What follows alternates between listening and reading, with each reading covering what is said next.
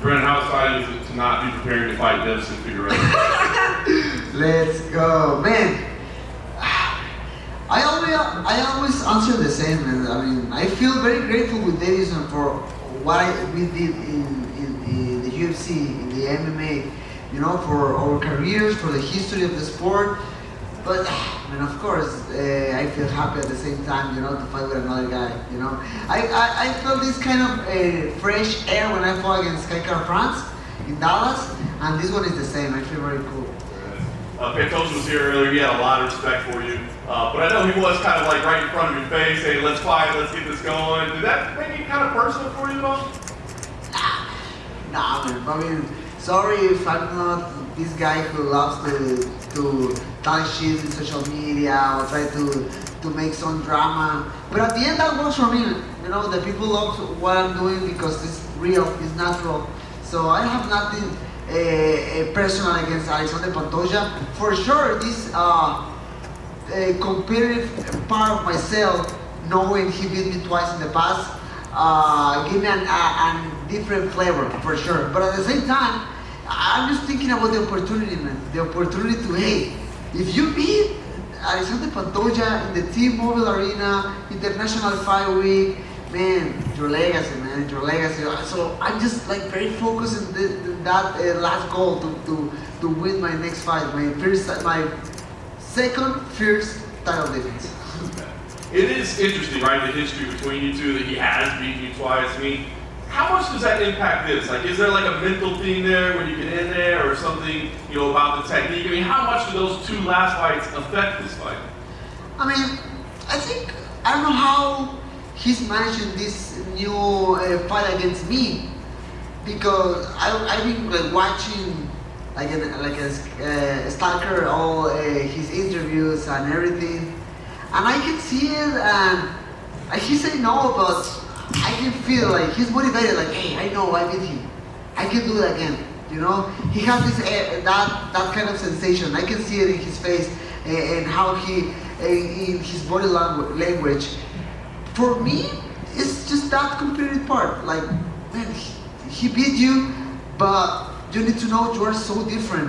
And I don't like to talk too much about like, oh, I'm a different fighter or whatever, because I don't even need to talk about it. The people can say it. I mean, a lot of fighters say like, oh, I'm a different fighter, I changed too much. But then you watch their fights and it's kind of the same, you know. But my situation, I always put this example, like, it's very similar, for example, with Charles Oliveira. Like, when he came to the UFC, he was a kind of, you know, a good fighter, winning some fights, losing some fights, then getting some bonuses, then loses again. But then, he started to win and win and win, and everybody was like, what happened with this guy?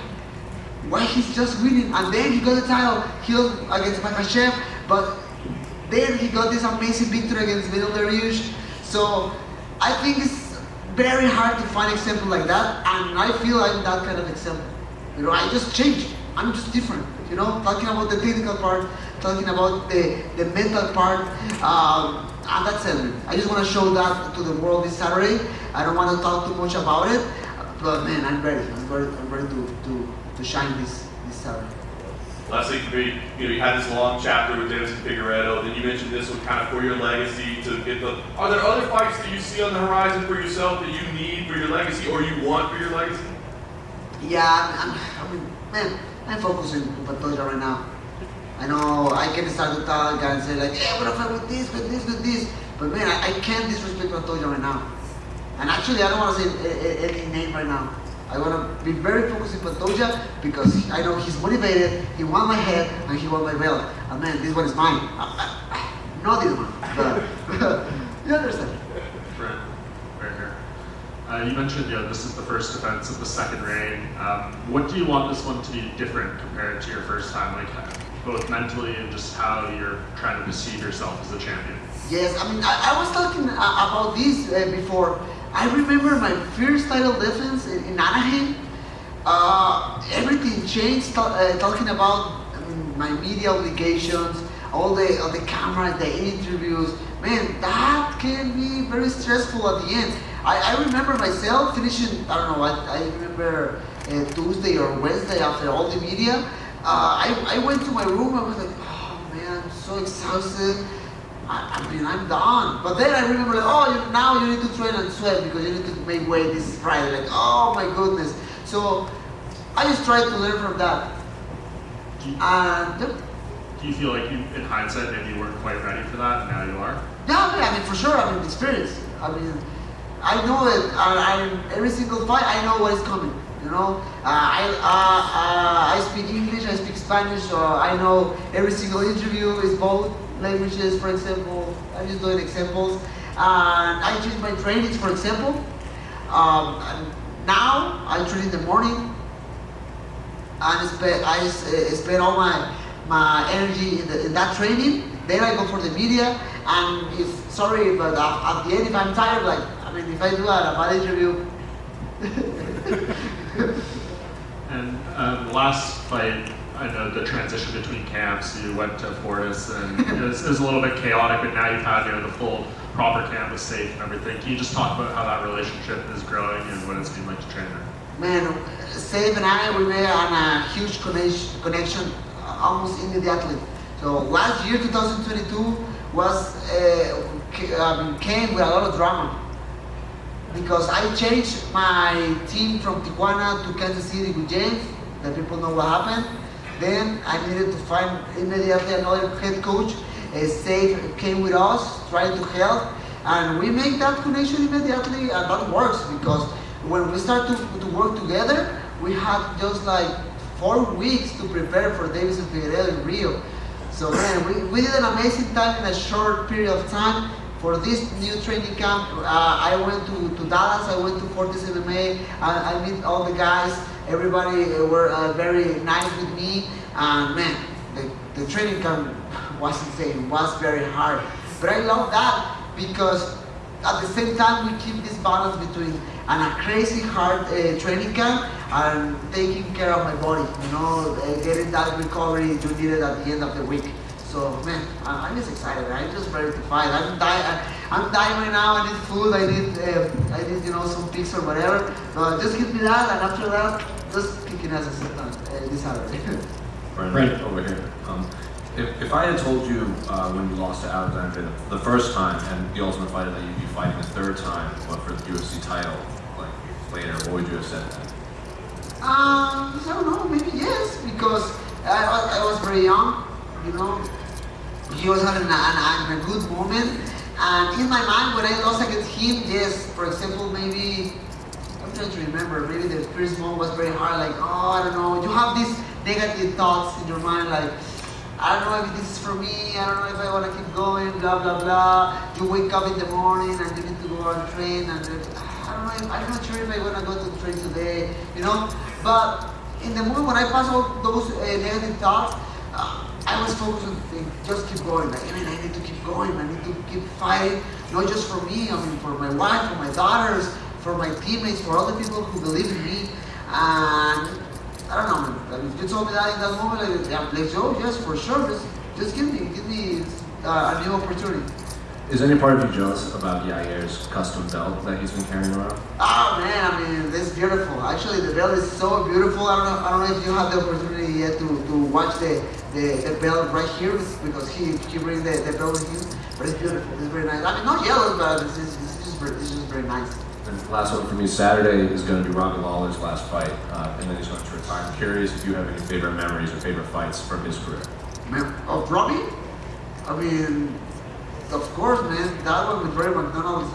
I mean, if you are a huge UFC fan, you can't forget that one. I mean, he's a warrior, and I'm just happy to share the car with him. Right back here. You called out Henry Cejudo a few times. What about that fight excites you? Is it because you used to be close and now you're not? Is it because you want to go chase greatness? Like, what about that fight excites you? Man, sorry, but I'm so focused for Pantoja, so I don't have like any comments about Henry Cejudo right now. Sorry. That's all good. What's your most valuable Pokemon card? Oh man! So everybody saw that embedded with my daughter opened the cards this weekend. She opened a package with a really value a Japanese card about a new collection. It's Pokemon 151. It's about the first generation of Pokemon. That one is very cool. It's in gold. I actually it's funny because I told her like, hey, we need to take care of this one because maybe I pay the college with this one. So you never know. Awesome, thank you. Oh, right here. Hi, how you doing?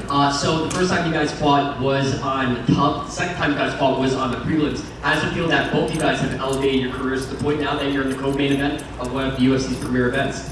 No, man, I'm happy for him and I'm happy for myself. Obviously, you know. At the end of the day, I'm fighting for this, you know. I don't know. In the past, I was just happy thinking, hey, hopefully one day I'm gonna fight in the international fight week. Not even thinking about belts, not even thinking about main events or main cards. I just wanna fight there. Awesome. But now, I don't know, nothing. I mean, now I'm fighting that, Pantoja, happy for him for what he's doing. And there's three teams that are guaranteed like death, taxes, and both you guys put on an exciting fight. So, as far as the fight goes, is there a level of importance of stealing the show, putting on an incredible fight, or is it about beating him and keeping it about is pleasing the crowd one of those top priorities as much as keeping the title? Man, my mind is right now is focused just about the winning. Man. I just want to win. I don't care nothing more. I'm just so focused in winning. Oof, just to think about winning right now, my skin, man. I just want to win. And one more question from me. So this is the first time fighting in Las Vegas in 3 years. How's it feeling to be back? And how do you feel about the reception you got? Man, I'm expecting a lot of Mexican flags around the arena, around the T-Mobile this Saturday. So the first time was against Kaikara France, 2019. That was cool, but I think it was the second or third fight of the card. The last one was at the Apex against Davison with no crowd for the pandemic. Now we came in a different way for sure, and I'm expecting fireworks from the people. Thank you so much. Brandon, por aquí en español, por favor, buenas tardes. Claro. Buenos días. Ya tú tuviste una rivalidad muy grande con Figueiredo de 4 peleas. Sí, señor. Esta es una tercera también, es otra rivalidad dura. ¿Cuán similar y a la misma vez cuán diferente es esta serie de peleas? Si la comparas con las que tuviste con Figueiredo, ¿cómo la ves tú, similar y diferente? Claro, mira. Brandon, you've had 4 fights against Figueiredo, and now you're going into your 3rd fight against Pantoja. Again, another series of fights. How do you compare? What are the differences between those, and what are the similarities between those? Tienes que desquitar el cheque, güey. Para que le entiendas, para que te... Claro que sí. Pues mira, vengo de esta rivalidad muy loca con Davison que duró básicamente 2 años. Por ahí esta pausa con Kaikara France en Dallas.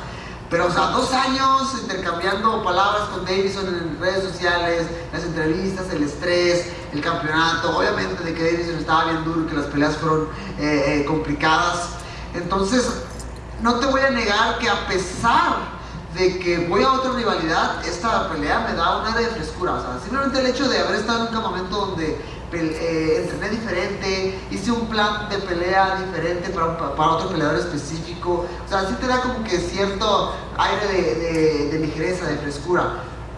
A la vez pensando en que sí, entiendo y tomo muy en cuenta el hecho de que ya es Alexandre Pantoja un rival que también pues conozco de cierta manera, ¿no? I've had a rivalry of basically 2 years of Davison Figueiredo, not just the fights, but also exchanging words on social media. Really, it took its all, except for the break against Kaikara France. I mean, it was pretty much it all the time.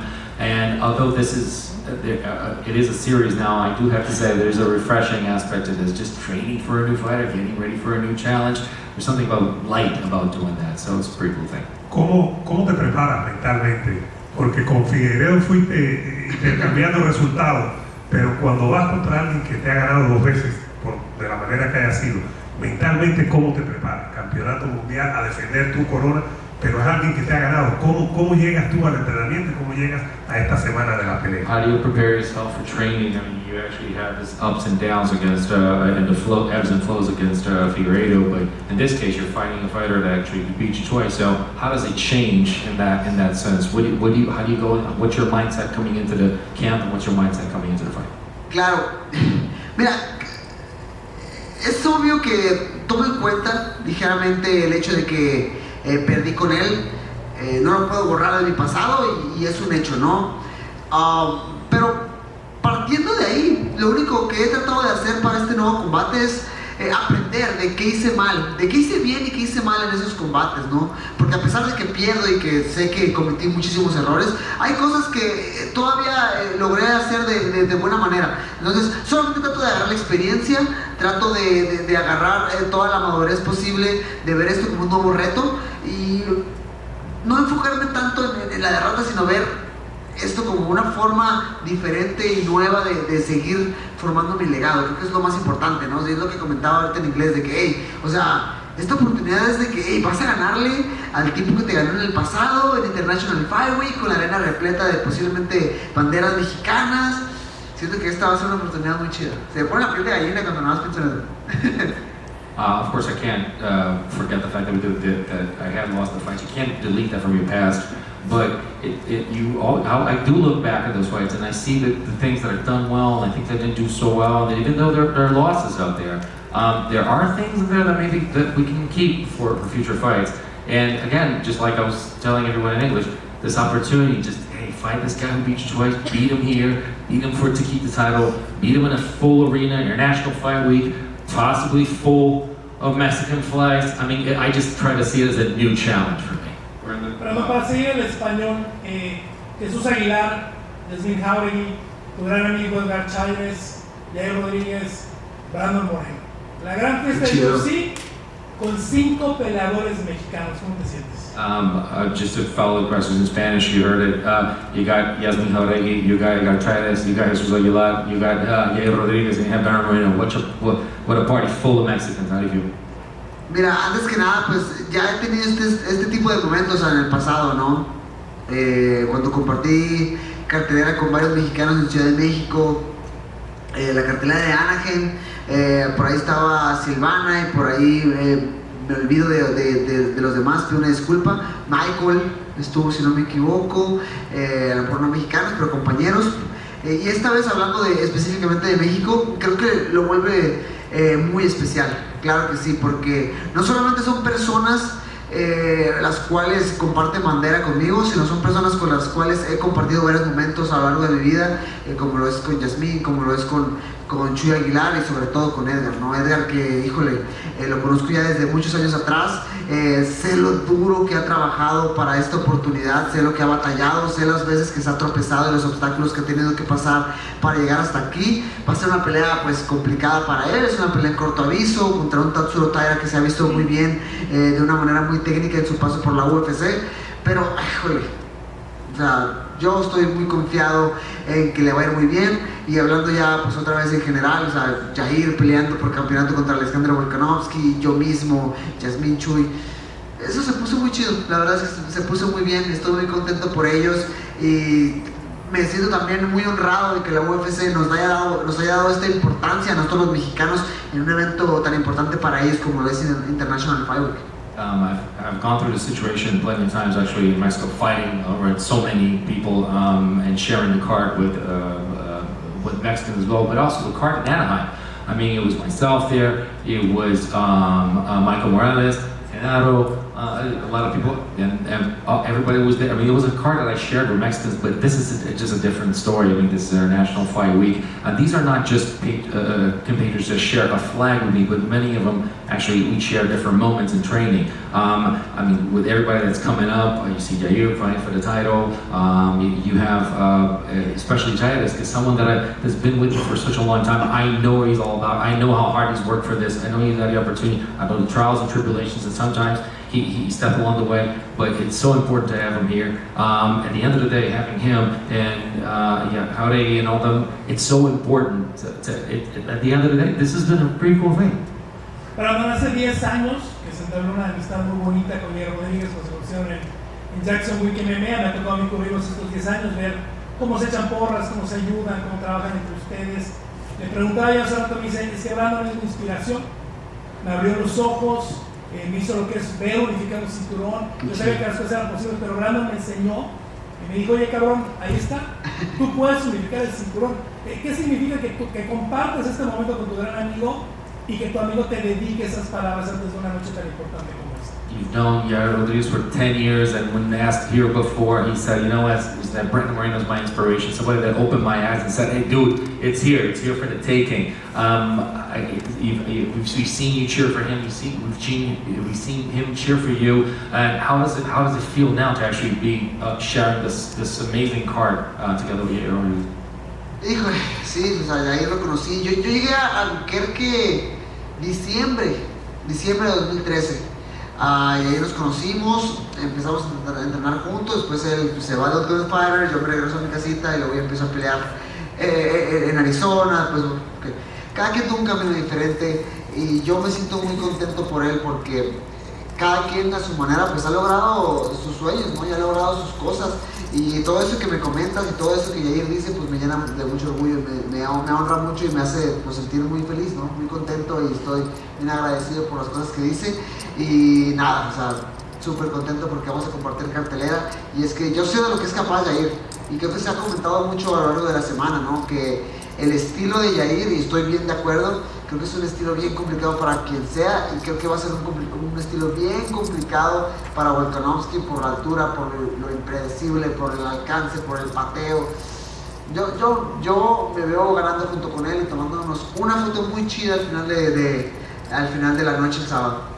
We go right back to December 2013, Albuquerque. Then, you know, life is taking us different ways. I went to Arizona. Everybody knows my Ultimate Fighter. That was my turn. So he's the guy who just made things. He's making dreams come true. And the fact that he said those words, it just makes me so happy and also so proud of something like that. And about him, I know the guy. And I know how hard he can be. I know how his reach, I know his power, I know the style that makes it difficult for a lot of other fighters, especially for Volkanovski. And I really want to I can see myself taking a picture on Saturday with him, a picture of us together with belts. Yeah, Brandon, just quick over here. You mentioned being at Fortis MMA. Who did you mainly get to train with over there? Because when you think of that gym, it's a lot of fighters in higher weight classes. We see Marcelo Rojo here. Who else did you get to work with? Marcelo he's not a fight right now. He's gonna fight coming soon in July 15th, so he's in shape. He's making weight. But there in Dallas, I had two specific training partners. Nick Piccinini, who is All-American in wrestling, he helped me like a lot. And another was Ian Eckbrooks, Eckbrook. With all those guys helped me a lot, gave me a lot of hard sparring sessions. And man, I feel really prepared. Hopefully they will be very cool if they stay here, but they came back to Dallas. But man, I mean, Nick and Ian, those guys helped me a lot for this preparation. Just last one from me. Have you been given any indication who will fight the winner of this? Is it going to be Brandon Royval or Amir Albazi? What do you think sort of will be next for the winner of this fight?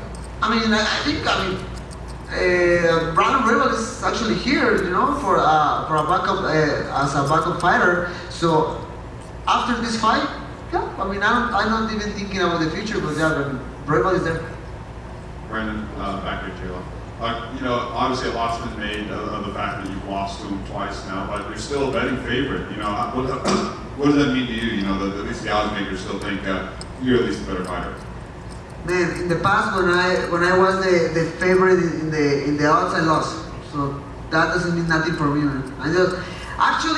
I'm trying to never watch nothing about bets, about odds, who's the favorite, who's the underdog, because for me that doesn't matter. I think that's an extra motivation for Pantoja. Like, oh, I'm the underdog, okay. So I'm taking care of that. Okay, I'm thinking about it, and I'm just trying to win, man. I don't care nothing more. Perfect. And last question, it's not the exact same situation by any means, but obviously back in, I believe, April, we saw Israel Adesanya, beat someone who had beaten him multiple multiple times, and the eruption from the athlete himself in the arena was pretty crazy. Do you see that same situation playing out for you as you went on Saturday night? Man, I mean, in the past, Pantoja, obviously, before to Alexandre lost against Alex lost against Adesanya, but Pantoja say, "Oh, I'm his Poitin." Like, maybe yes, maybe he is. We did it, guys. Let's go.